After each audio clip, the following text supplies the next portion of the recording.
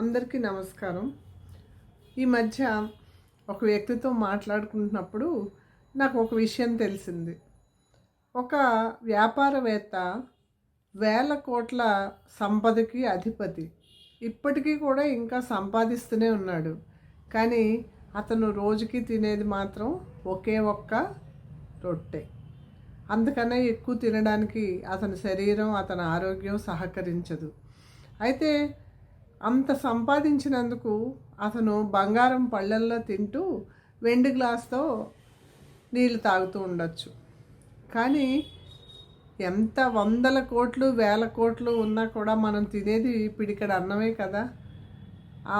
మనకి అంత డబ్బున్నందుకు ఒక 10 ఇళ్ళు ఉండొచ్చు, కానీ 10 ఇళ్లలో ఒక్కసారి ఉండలేం కదా. ఉండేది ఎప్పుడు కూడా ఒకే ఇంట్లో.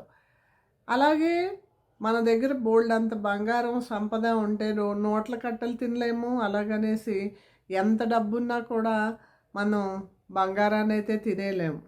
అలాగే మన దగ్గర ఉన్న ఏదైనా సదే సంపదని అంటే సంపాదించుకోకూడదు అని కాదు, సంపాదించాలి.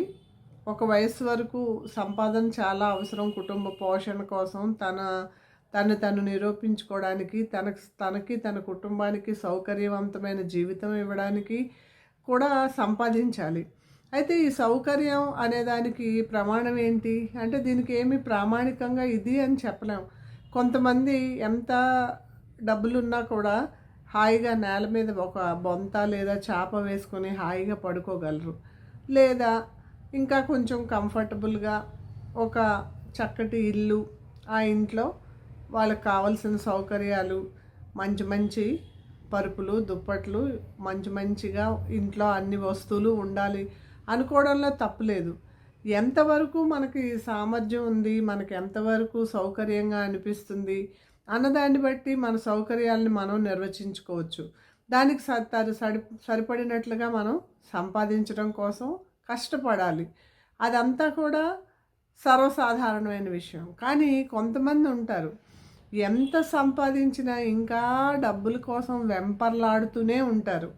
అలా డబ్బు కోసం వెంపర్లాడి వాళ్ళు చాలా కోల్పోతారు కూడా జీవితంలో. ఏంటంటే కుటుంబంలో జరిగే సంతోషకరమైన సందర్భాల్లో వాళ్ళు పాల్గొనలేకపోవచ్చు. లేదా ఆ డబ్బు సంపాదనలో కొంతమంది శత్రువులను సంపాదించుకుని ఎప్పుడూ కూడా ఆ వేదనలో, ఆ బాధలో ఉండడం, అలాంటివన్నీ కూడా జరుగుతూ ఉంటాయి.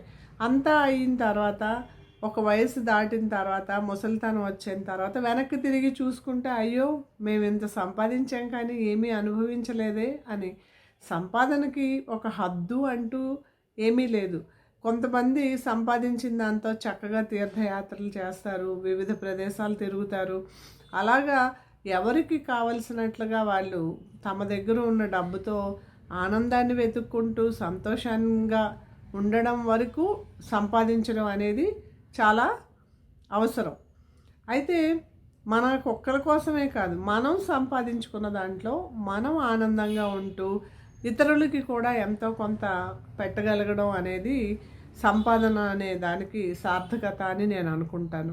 అంతేకాని ఎంత సంపాదించినా, చాలామందికి మనం ఇప్పుడు వింటూ ఉంటాం వందల వేల కోట్లకు అధిపతులు అని.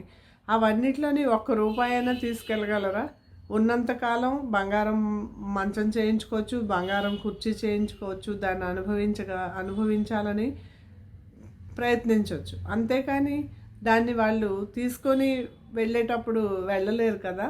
కాబట్టి ఎంతో కొంత ఆధ్యాత్మికత, ఎంతో కొంత ఇతరులకు సహాయం చేయాలి అనే భావం, ఇలాంటి వాటిని కూడా డబ్బు సంపాదన ఒక్కటే కాకుండా వీటిని కూడా ప్రతి మనిషి కూడా అలవర్చుకోవాలి అనేది ఇప్పుడు పెద్దలు చెప్తున్న మాట. అయితే ఈ రూట్లో మీకు కావలసినంత సమాచారం ఇవ్వడానికి నాకున్న పరిజ్ఞానం చాలదు. కానీ దీంట్లో చాగంటి కోటేశ్వరరావు గారు, గరికపాటి నరసింహారావు గారు, ఇంకా చాలామంది పెద్దలు మనకి మా ప్రవచనాల రూపంలో మంచి మంచి విషయాలు తెలియచేస్తున్నారు.